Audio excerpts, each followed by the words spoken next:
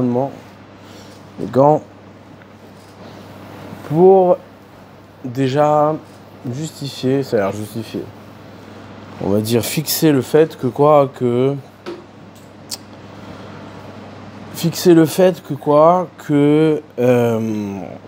chaque chose, c'est-à-dire étant donné que de manière physique il y a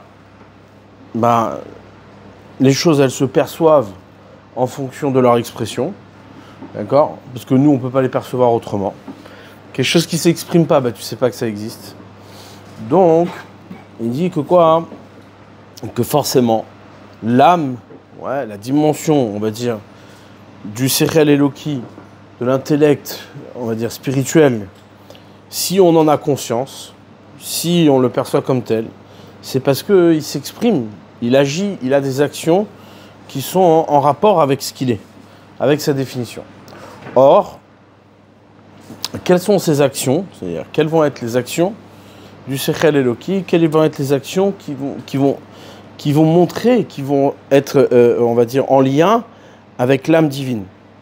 Donc, il a commencé par dire, on pourrait dire que effectivement, il faut utiliser son intellect pour pouvoir construire des maisons. Il y a le génie de l'homme, d'accord? Ce génie de l'homme, eh bien, il est utilisé pour construire des maisons, pour faire plein de choses que les animaux ne font pas. Mais au bout du compte, il termine en nous disant, c'est pas tellement évident que c'est parce que c'est destiné à ça.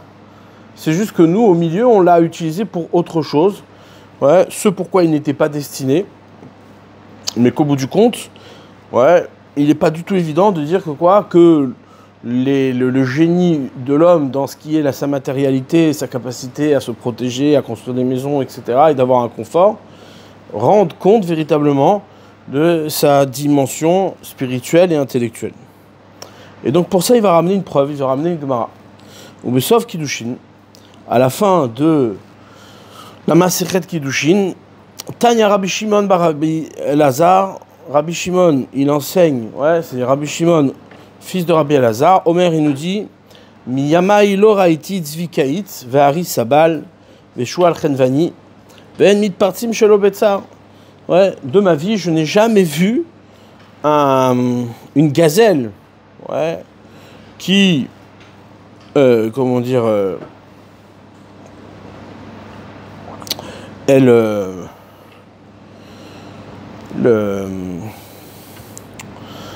met de côté et elle engrange Vari Saval et un lion qui porte, un lion qui prend des charges, Veshual Chenvani, et un renard qui était commerçant. J'ai pas vu, chez ces trois animaux-là, on va dire en fonction de leur qualité, j'ai pas vu qu'ils agissaient en fonction de leur qualité. Et pour ce qui est de leur parnassa, eh bien, ils se nourrissent sans souffrance, sans difficulté. Le lion, qu'est-ce qu'il fait? Il est assis, et il y a les lionnes qui vont chasser, ils lui ramènent à bouffer, et quand il a besoin de s'énerver, il se lève et il met une baffe, mais ça va pas plus loin que ça. La brebis, la gazelle, elle ne se sert pas de sa vitesse et de sa force extraordinaire pour aller croquer une herbe sur un arbre, une feuille sur un arbre. Pareil, le choual, le renard, il ne se sert pas de son astuce pour aller manger. Il prend ce qui se met sous la main, il lui court après, il la croque et puis terminé. Alors que eux, n'ont été créés que pour me servir, c'est-à-dire servir l'homme. Et moi qui a été créé pour servir mon créateur. Ici déjà eux ils ont été créés que pour me servir à moi, les animaux. Eux ils se nourrissent sans souffrance, sans difficulté. Moi qui a été créé pour servir mon créateur, n'est-ce pas qu'à plus forte raison, j'aurais dû manger et avoir ma parnassa sans souffrance, sans difficulté. Et là, donc on est obligé de conclure, Sherioti et Maasai, Kaparti et Parnassati, j'ai détérioré mes actions et j'ai complexifié ma parnassa. C'est moi qui suis à l'origine de ça. Shnema, avonotechem, itu ele. Ouais. C'est vos fautes qui ont fait pencher, qui ont amené cette situation-là. Donc ça veut dire que c'est par la faute d'Adam Arishon que quoi? Que la parnassa, ouais, c'est-à-dire ce qui aurait dû venir facilement et naturellement jusqu'à l'homme, par un calvachomer, c'est-à-dire à plus forte raison des animaux, qui eux les animaux n'utilisent pas leur qualité pour aller chasser, pour aller manger. Ouais. Le lion n'utilise pas sa puissance pour aller manger. Ouais. Eh bien, hein, malgré ça, nous, on doit galérer pour aller manger. Donc, du coup, c'est parce que nos fautes ont entraîné ça. Ça veut dire quoi? Ça veut dire que nos actions, c'est-à-dire ce qui aurait dû être l'expression de l'homme, se trouve être détourné au profit d'actions qui ne correspondent pas à ce qu'est l'homme. Tout simplement. C'est-à-dire, c'est quoi la détérioration? La détérioration, c'est que l'homme, au lieu d'avoir des actions, ouais, qui sont le reflet de sa grandeur, de son intériorité, de sa dimension intellectuelle et spirituelle, eh bien, qu'est-ce qui se passe? Il se retrouve à faire des choses qui sont dénigrantes et qui ne sont pas du tout au niveau de ce qu'est l'homme véritablement.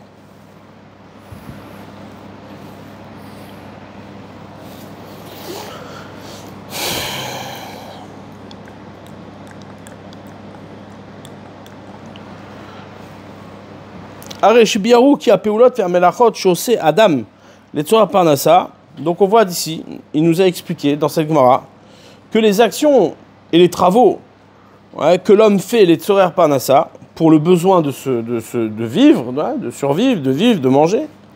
Ena mitzad ma'alat Adam. On voit clairement que quoi de cette Gemara, que c'est pas lié à la qualité supérieure de l'homme. C'est pas quelque chose propre à l'homme et lié à sa qualité et à son intelligence. Ouais.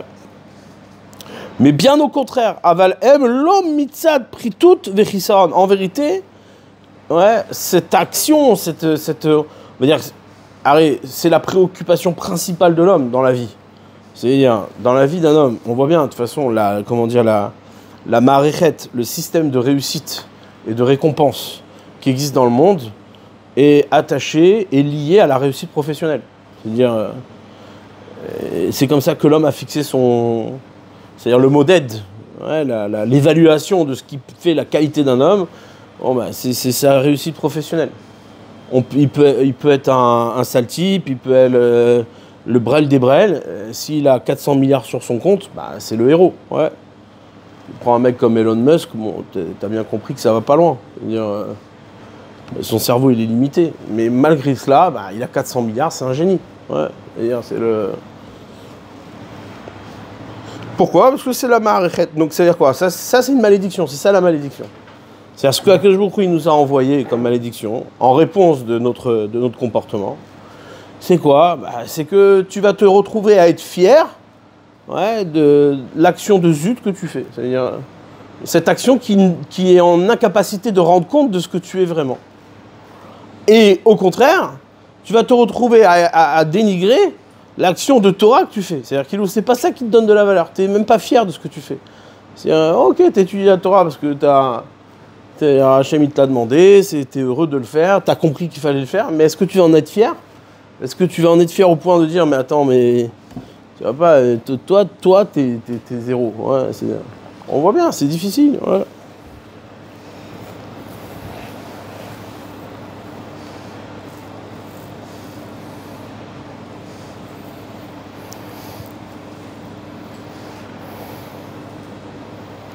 Aujourd'hui, Bichlal, c'est-à-dire, c'est les gens qui sont pas Torah, qui se retrouvent être beaucoup plus, on va dire, acceptés et même crédibles que les gens qui étudient la Torah. C'est-à-dire, à tous les niveaux. Ouais, à tous les niveaux. Tu vas retrouver, par exemple, dans l'éducation, les gens ne vont pas se référer à un rave aujourd'hui. Ils vont écouter les grands cours, les machins, mais ils vont se référer à qui? À un professionnel de l'éducation. C'est-à-dire, il va avoir un gars qui a fait des études, quoi.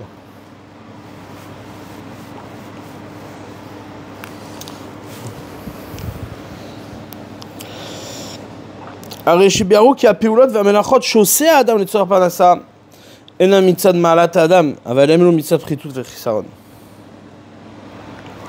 וכשנברא האדם לא נבראת עמו המלאכה, alors que lorsque l'homme il a été créé, la melacha, le travail n'a pas été créé avec lui. Ouais, c'est-à-dire au départ, il n'avait pas besoin de travailler. Il avait un gan, il mangeait, il n'avait pas besoin de s'habiller, pas besoin de tikkun begadim. Mais tikkun begadim ou binyan abatim, il n'avait ni besoin de construire une maison, ni de confectionner des habits. Rak began Eden aya, il était dans le Gan Eden, belot varim elou, sans ces choses-là. Sans ces choses qui, au bout du compte, aujourd'hui, occupent 99% de notre temps et de notre fierté. Notre maison, nos habits, notre confort. Stam, des fois, il n'y a qu'à se regarder, c'est-à-dire la joie qu'on a. Ouais, quand t'as acheté, je sais pas moi, un nouvel objet. Et on est tous comme ça, c'est-à-dire, le mec, il est sa mère d'avoir acheté un beau vélo, genre. Il est sa mère d'avoir acheté une belle trottinette, genre. Une belle montre. On est comme ça, c'est-à-dire, ta simcha, elle est là-bas, ouais. En vérité, ça, c'est le chisaron de l'homme. En vérité, ça aurait jamais dû exister. Donc,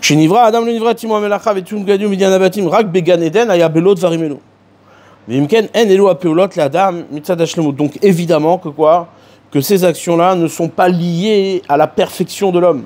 Chez l'onimsa beba alechaim, qui ne se trouve pas chez les autres créatures. Les autres créatures, un lion, il ne se soucie pas de mettre un slip. Ouais, c'est-à-dire, cette question-là n'existe pas. Ouais, c'est-à-dire.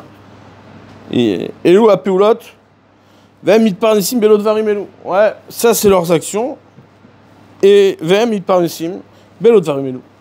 elles se nourrissent, ouais, elles arrivent à survivre et à se nourrir sans ces choses-là. Imken, peulot, elou em la adam mitzat chisaron shechata avec qui part par un sato. Ouais, en vérité, toutes ces actions-là, elles sont liées à à l'imperfection de l'homme qui a fauté et qui a complexifié sa parnassa. Il a réfléchi, sa vie, sa réflexion est concentrée sur sa parnassa. Et si tout ça ne s'était pas passé, il n'aurait pas eu besoin ni de s'habiller, ni de manger, ni d'aller chercher à manger, ni de construire des maisons. Et d'ailleurs, c'est intéressant parce que ça se fait de manière évolutive. C'est-à-dire, nous, on a l'impression qu'avec la technologie, on s'est affranchi de ces choses-là, plus. Mais en vérité, c'est tout l'inverse. C'est-à-dire, au départ, il y a 1000 ans, peut-être plus, personne ne se souciait de construire des maisons en ciment et en béton. Le mec, il allait dans un jardin, il n'y avait personne, il mettait une hutte, il mettait des fleurs et il dormait là-bas. Ouais, c'est-à-dire, le travail n'était pas le même. Aujourd'hui, personne ne fait ça. Personne va à part les fous, ils vont dans les montagnes, ils font une tente, juste pour dire que c'est des campagnards, mais en vérité, personne ne fait ça. Ouais.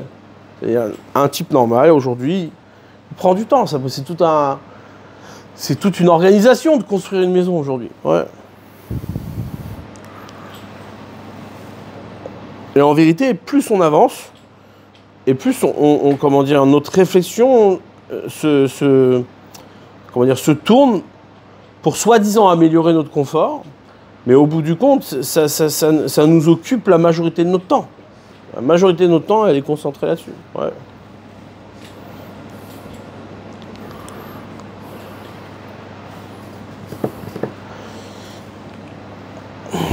Vezachar gibel dvarim, et la Gemara nous a mentionné 3 choses. Ki be'adam gibel dvarim, car chez l'homme il y a 3, on va dire, kochot principales, 3 forces principales. Agouv ha'nefesh ve'hasechel, le corps, la vitalité, ve'hasechel et l'intellect. Ou bechol shloshtan, et sur ces 3 choses-là, meshamesh ha'adam ba'em letzorech chiyuto.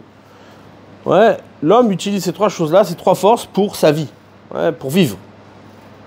Ve'amar, il dit ki en shlemut ha'adam ema shu meshamesh letzorech parnasato, Et donc, il nous enseigne que quoi? Qu'il n'y a aucune perfection, c'est-à-dire il n'y a aucune dimension aboutie et accomplie, ouais, que l'homme utilise pour sa survie dans ces trois choses-là. En begoufo, en benafsho, en besichlo. Que ce soit au niveau de son corps, que ce soit au niveau de sa vitalité, ou que ce soit au niveau de son intellect. Mais Zekiari yeshlo gouf razak. On voit par exemple le lion, il a un corps fort, un corps puissant.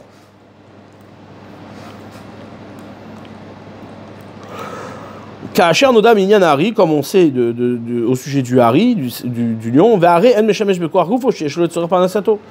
Et pourtant, il n'utilise pas sa puissance et sa force pour se nourrir. Les karen l'archov, ma sheose adam begoufo ou shlemutlo. Donc on ne peut pas considérer que quoi, que ce que fait l'homme avec son corps, ou shlemutlo, c'est une perfection pour lui.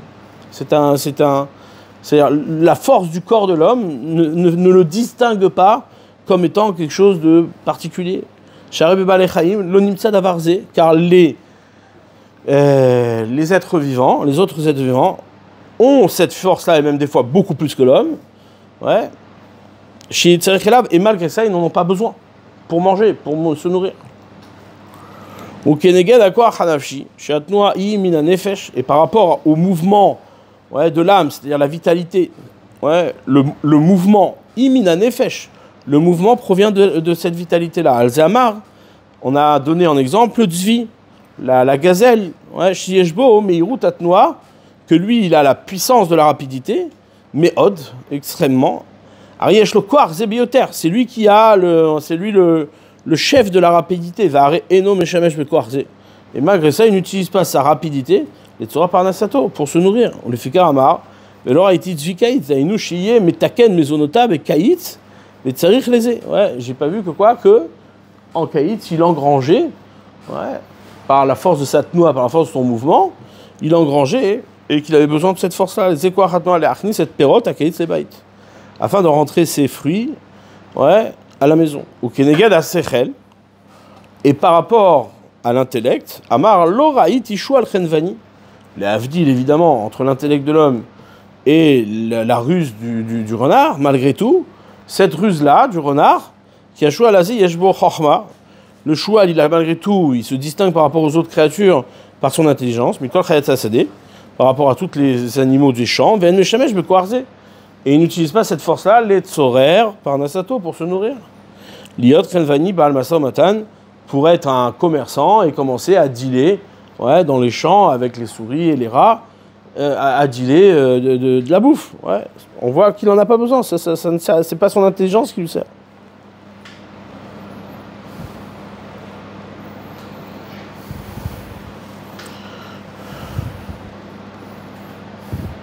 כי השואל הזה יש בו חוכמה מכל חיות השדה ואין משמש בכוח זה לצורך פרנסו להיות חנווני בעלום משא ומתן.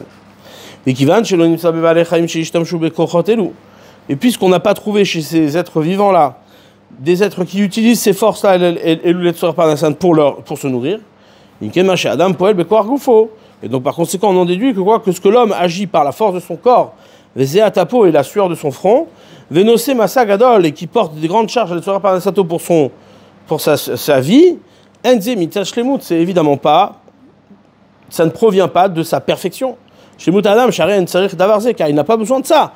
Ouais, les Balei Chaim pour les êtres vivants, je suis Yoter Pachot Minam, qui est encore plus petit que l'homme. Mais Davarze, il trève le mitzat reto. Tout ça, ça provient de sa faute. Chez Adam Manoach, que l'homme n'a pas de repos, begoufo dans son corps, Beyom Uvalaïla, jour et nuit. Ratzachare Parnasato, il court après sa Parnasa Kedvi, comme ce Dvi, ou Meshamesh les Ekoach Nafshi. Et il utilise la force de son âme, sa vitalité chez l'eau, et il s'en fatigue. C'est évidemment pas, ouais, dû à sa grandeur et sa perfection, car on ne retrouve pas cette qualité-là chez les autres êtres vivants, qui est utilisée pour se nourrir.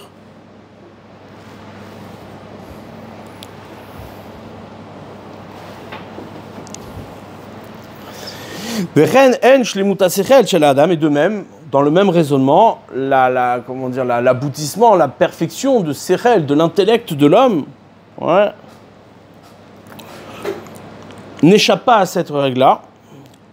Les Shamesh Bo El Parnasato, on aurait pu dire que quoi, que l'intelligence sert justement à la Parnassa. Ouais, on voit combien l'intelligence est utilisée énormément pour la Parnassa, pour le business, pour le truc. On a monté des systèmes entiers, ouais, jusqu'à arriver au Bitcoin, ouais, où là-bas il y a toute une chorma. C'est-à-dire le type, ils ont réfléchi, ils ont truc, c'est protection, machin, nanana. Il faut être un expert pour comprendre ce qui se passe là-bas, ouais. Tout ça, c'est une klala, tout ça, c'est une malédiction. C'est du vent.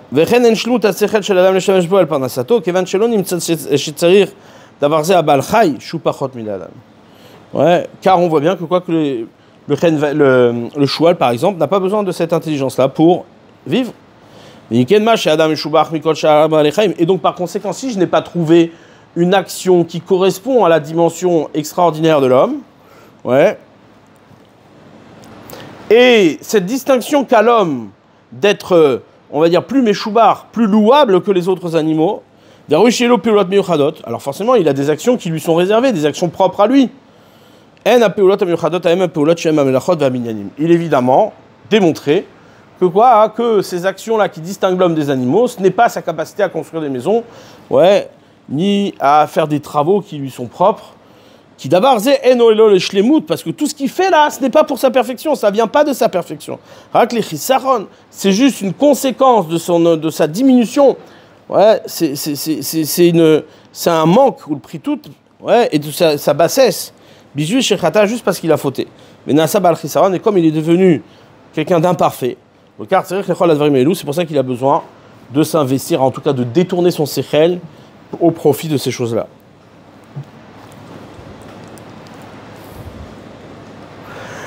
כבר ביארנו כי אי אפשר שלא יהיו לאדם פעולות סתם מעניין, c'est-à-dire quand on y réfléchit, on va dire c'est évidemment extraordinaire, c'est incontestablement, on y voit la dent de la chorma et on y voit également la dimension merveilleuse de la chorma de l'homme. Mais stam, combien c'est mébouzbaz, combien c'est dénigré.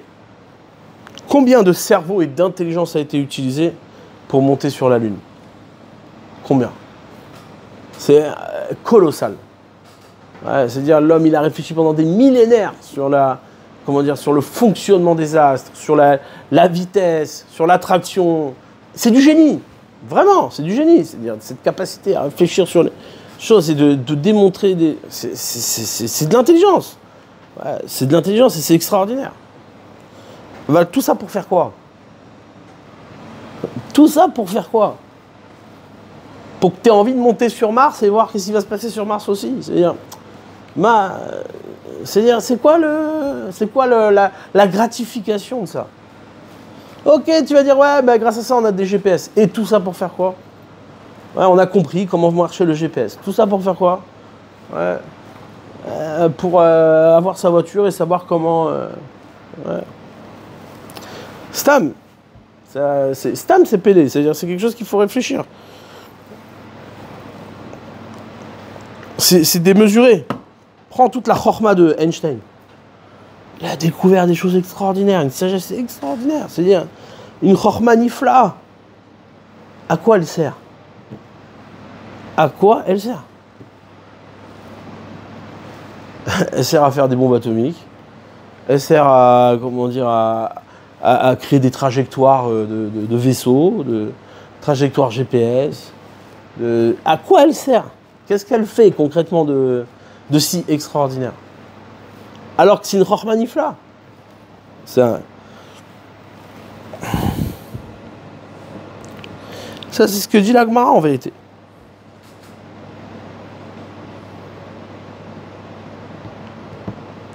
Et donc, il en conclut, Vega, Biarnou, qui est cherché lo yula adam peulot acharamityachasim el nafsho.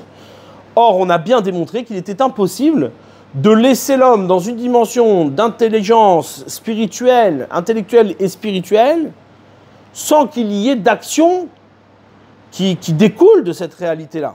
Sinon, ça ne voudrait rien dire, ça n'aurait aucun intérêt. Asher Emitia Hassim et Nafsho qui se réfère, c'est-à-dire qui est l'effet direct de cette intelligence-là. Asher Yeshlo Nefesh Elokit, en cela qu'il a une âme divine. Mais Imken Nishera Hashela, et donc revient la question. Eze Em Apeulot Amiyuchadot Lo, quelles sont les actions qui lui sont réservées?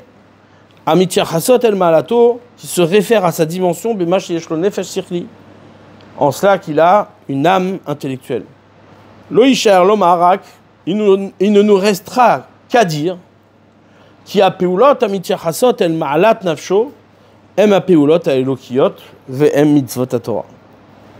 Il ne nous reste plus qu'à dire que ces actions-là, qui se réfèrent à la dimension, c'est-à-dire qui est à la juste valeur de la dimension de l'âme de l'homme, em a peulot a elokiyot, elles sont les actions divines, spirituelles, ve'em mitzvot Torah, qui sont en vérité les mitzvot de la Torah.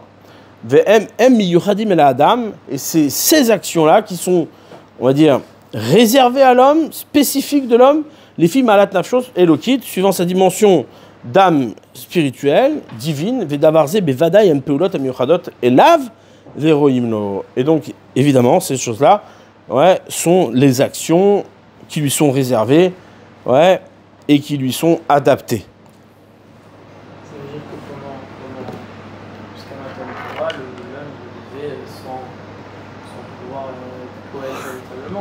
Il n'y avait pas de guilouille, ouais, il n'y avait pas de guilouille de quelles étaient ces actions-là, hein, du point de vue d'un âme, d'un point de vue d'un peuple. Mais il y avait des mitzvot. Déjà, il y avait les Sheva mitzvot pour tout le monde, ouais. Depuis Adam Arishon, il a eu 6 mitzvot, Noach, il a eu la 7e mitzvah. Et comment dire, il y avait des mitzvot. Il y avait des mitzvot. Seulement, le guilouille, la révélation des 613 mitzvot, qui étaient destinés, on va dire, à l'apport spirituel et intellectuel du don de la Torah, et ben là, elles se sont révélées au moment du don de la Torah.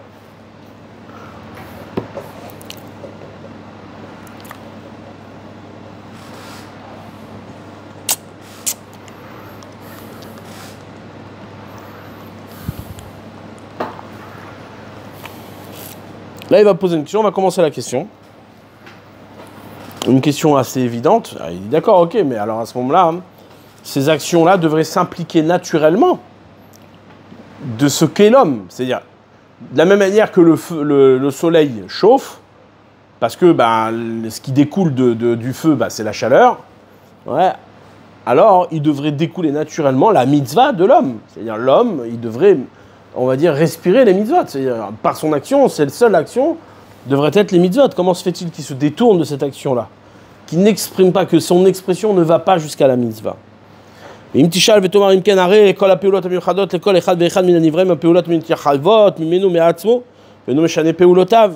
Normalement, on aurait dû demander, à ce moment-là, toutes ces actions-là qui lui sont réservées et qui lui sont propres, pour chacun de ces créatures, pour chacune des créatures, elle s'implique de lui-même, c'est-à-dire c'est naturel.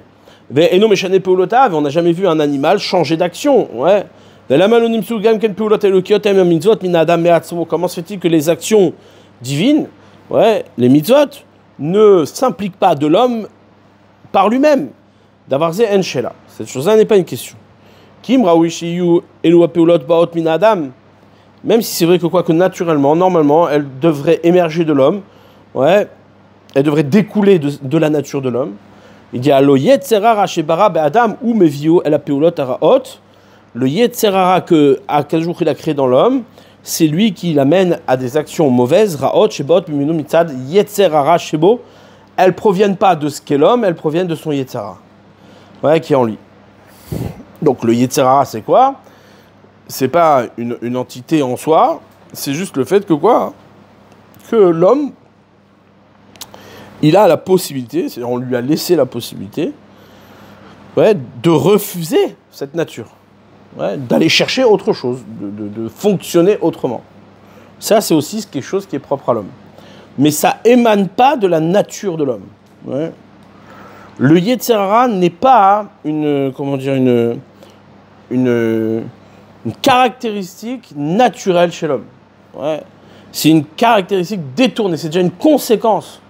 Ouais, c'est déjà une dérive, mais ce n'est pas, dans ce qu'est l'homme dans sa nature profonde.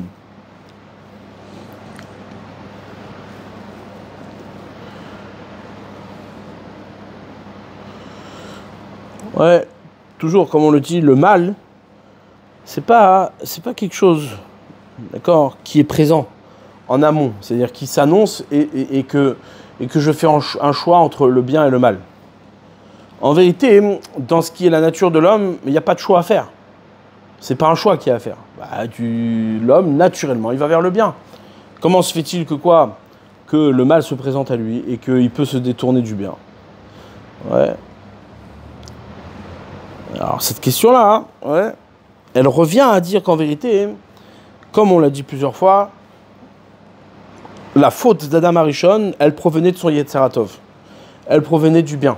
Ouais. C'est-à-dire, il y avait bien entendu le Yetzer Hara, ouais, mais c'était un conseil du bien. C'était le bien qui lui conseillait. C'était le bien qui l'orientait vers le Yetzer Hara.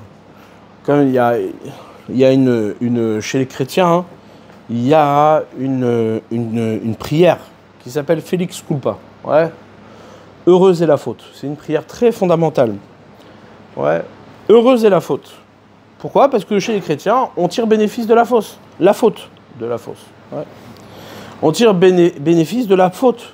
Comment on tire bénéfice de la faute? Ouais. Bah, tout simplement parce que on obtient la grâce de Dieu. J'ai fauté, donc du coup je vais obtenir son pardon. Dans ma relation à Dieu, la seule chose qui me reste, c'est son pardon. Donc j'obtiens la grâce divine. Maintenant, est-ce que cette grâce divine me remet dans une relation à la hauteur de l'homme, de ce qu'est l'homme tel que Dieu l'a voulu? Non, jamais. Plus retourner. C'est fini. Ouais. C'est juste que quoi? Que c'est la grâce divine. C'est comme ça que l'homme t'a pensé. C'est comme ça que l'homme te gracie. Que Hachem te gracie, pardon. Maintenant, dans la Torah, c'est pas comme ça. La faute est jamais heureuse. La faute ne provient certainement pas. On peut tirer aucun bénéfice de la faute. La faute n'apporte aucun bénéfice. Ouais. Pourquoi elle n'apporte aucun bénéfice? Parce qu'elle n'apporte aucun chidouche. Elle n'a aucun apport, ouais, à donner dans ce qui va être l'élévation de l'homme. Aucun. Ouais. Et donc là évidemment, le principe de dire que quoi, que l'homme, ouais, le principe de dire que quoi, que l'homme apprend de ses erreurs, c'est un principe qui est faux. Faux. On n'a pas le droit de dire qu'un homme il apprend de ses erreurs. J'ai pas besoin d'apprendre de mes erreurs. Ouais. Ah, qu'est-ce qui se passe? Oui. C'est quoi, hein? C'est que ces erreurs t'apprennent sur ce qu'est la nature d'un homme qui fait pas des erreurs. C'est ça le comment dire là. C'est pas l'erreur qui t'apprend quelque chose et qui te fait de toi une bonne personne. Non. C'est que la faute te révèle ce qu'est une personne sans faute. La qualité d'une personne qui a jamais fauté. Chose que tu as manqué, chose que tu as loupé. Ouais. Et donc le seul désir qu'on a, c'est de revenir à une situation d'un homme qui n'a jamais fauté. Pour ça, il faut évidemment définir l'action du Yetzer Hara comme étant, ouais, détaché de ce qu'est intrinsèquement l'homme. Sinon, on ne pourrait jamais se défaire de cette faute. Et donc on serait condamné, ouais, à jamais dans ce qui est le parcours d'un homme naturel vers la faute. Donc du coup, la faute n'est pas, ouais, ne découle pas de ce qu'est l'homme dans sa perfection originelle. La faute n'est qu'une conséquence de ce voilement de la perfection de l'homme. L'homme refuse de voir, il refuse de laisser s'exprimer, ouais, sa perfection. Parce que normalement, naturellement, l'homme, il aurait dû courir après les mitzvot.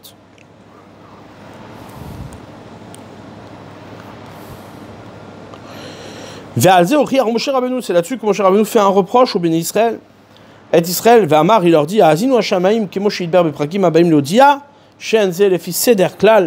que ces choses-là ne sont pas dans l'ordre des choses, qu'il est fils Seder à Sichlika, dans l'ordre intellectuel des choses, min kol nivra venivra kefi masher raoui.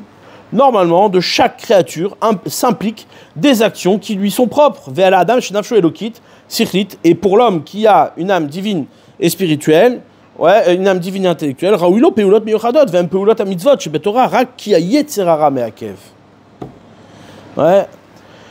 Normalement, il aurait dû faire des actions qui lui sont propres et qui sont dans le sens des mitzvot de la Torah. Seulement, qu'est-ce qui se passe? Le Yetzer Hara Me'akev. Le Yetzer Hara, il bloque, il empêche.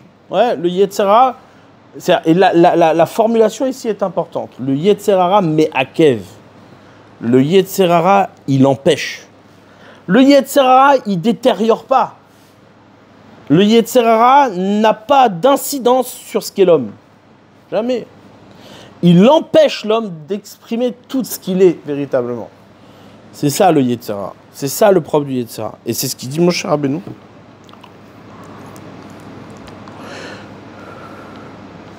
Ah, ici, il n'a pas cité. Mais comment dire, le verset là-bas, ouais, il dit, on n'a jamais vu un taureau se rebeller contre Dieu, ouais, c'est contre son créateur.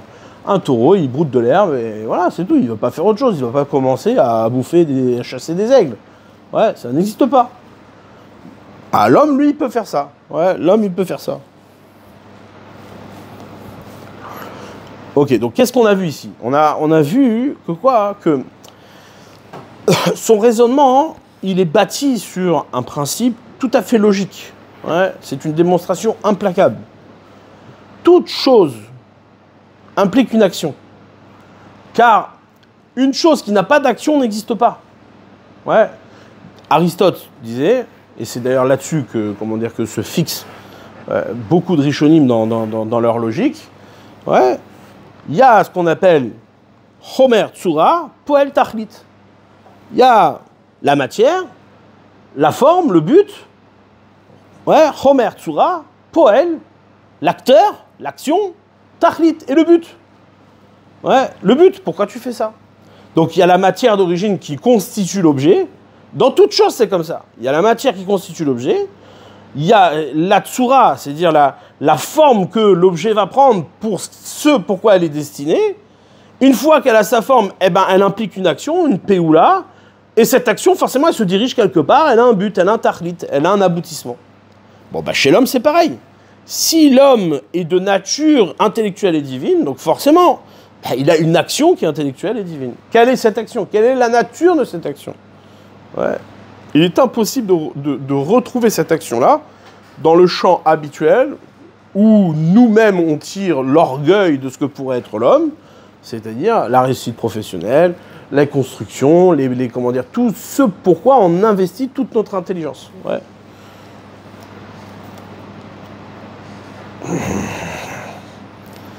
Il y avait quelques années de ça, il y avait un astronaute qui était parti, je ne me rappelle plus de son nom, je crois que c'était je me rappelle même plus de l'année en fait. Il faudrait resituer, regarder quelle année c'était, mais ils avaient pris un Israélien dans une navette. Ouais, parti dans l'espace, dans comment dire, une mission dans l'espace. Je me rappelle plus comment il s'appelait. Ils avaient pris une navette et il était parti avec un Sefer Torah. Il était parti avec un petit Sefer Torah pour dire voilà, on va dans l'espace, on va dans la Lune. Ouais, ils ont fait le tour de la Lune et comment dire, et ils voulaient laisser un Sefer Torah dans l'espace pour signifier, pour montrer ouais, que là-bas aussi c'était une fierté qu'il y a comment dire, il y a un juif qui monte dans l'espace avec tous les autres quoi. Malheureusement, bah, quand ils sont descendus, bah, le truc il a explosé. Ouais. Et ils sont tous morts dans cette navette. Ouais. C'est malheureux. Ouais, c'est malheureux. Mais c'est quand même bizarre que la seule navette qui explose, c'est cette navette-là où, voilà. Ouais. C'est-à-dire, ça apporte une réflexion.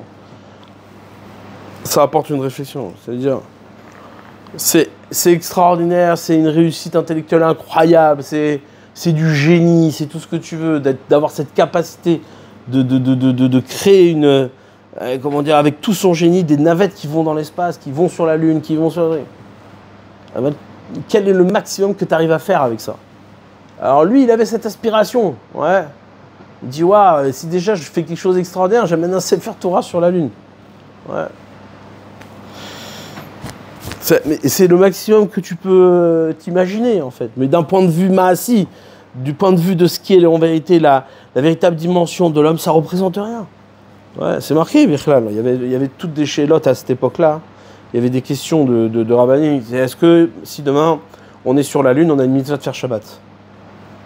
Ouais, ça a apporté des questions, on va dire, l'étude de Torah. Est-ce que l'application des mitzvot se fait en dehors de la terre? Si par exemple tu vas séjourner sur la Lune, dans une expédition, est-ce que tu fais Shabbat? Il y a un digne de faire Shabbat là-bas? Beaucoup de poskim, ouais, il faudrait voir comment dire, c'est pas du tout applicable aujourd'hui, mais peut-être que dans des centaines d'années, ouais, il y aura des expéditions ou des gens qui habiteront là-bas. Ouais. En tout cas, beaucoup de poskim te disent les mitzvot sont faits pour être appliqués sur terre. Hashamim shamim lachem, baratatanim v'nadam. Sur la lune, bah, on fait pas Shabbat. C'est pas Shabbat, on met pas les tefilines. Ouais. Il n'y a pas de... Tov.